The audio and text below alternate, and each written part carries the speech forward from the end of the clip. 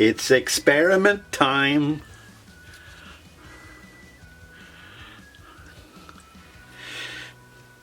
I made up a jar of the PVA glue, but I've just diluted it down with a little bit of water. Right, okay, time to pour it in. It's still thickish. You don't need an awful lot of it in there. I just need it to come out again. Now, the problem is, if I push it in now, it's going to come out the end, so I better push it in. Right, okay. So let's see what happens. It's dripping. It's not letting me put the lid on the feckin' jar, but it's dripping on my hand. So let's just take it off my hand and get it to drip in here. What do I tell you? Now this is going to be done a little bit different from the others because it's going to have a hard epoxy on the top. Now this will sink down. It will not stay at the height I'm putting it, but as long as it has a little bit of glitter, it's what I'm going to do, because I was thinking of putting steampunk in there. Oh, there we go, out again. So this is just the water-based PVA glue. I'm going to show you the whole guitar now in a second.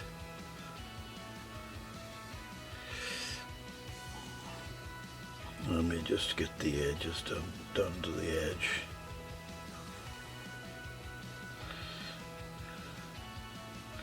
Probably too much glue, too much glitter. I'm going to throw that out. There's no point in keeping it. I'm going to throw it out. Where's the bin? My hands are covered in glitter. Who says Gary Glitter? Oh, actually, no, Gary Glitter. Anyway, I wonder if I was monetized, I wonder if I would get demonetized for mentioning the name of the man that can't be mentioned. I don't think so, because if that was the case, you couldn't talk about Jimmy Savile or anything. Right, I'm going to get my other camera and show you what I've been doing today. I'll let you see that close up first, okay? And then you'll see it on the other camera. Right, this is the overall effect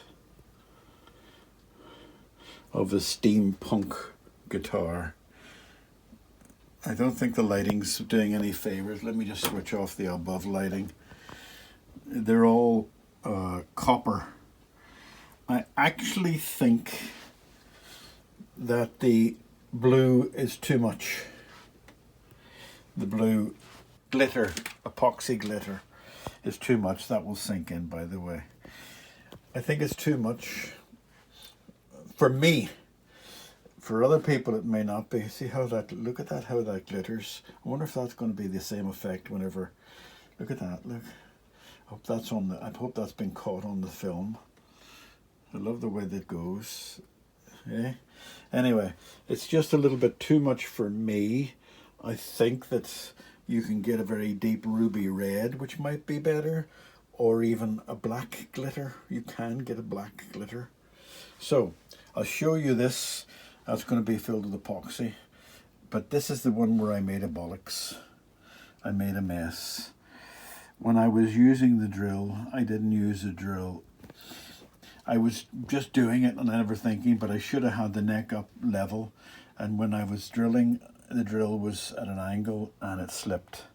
And it cut a bigger groove than what I wanted it to do. But this is my toy guitar. This is my, oh, there's a bit of string left in there. Still a bit. I haven't even checked to see if this guitar is working.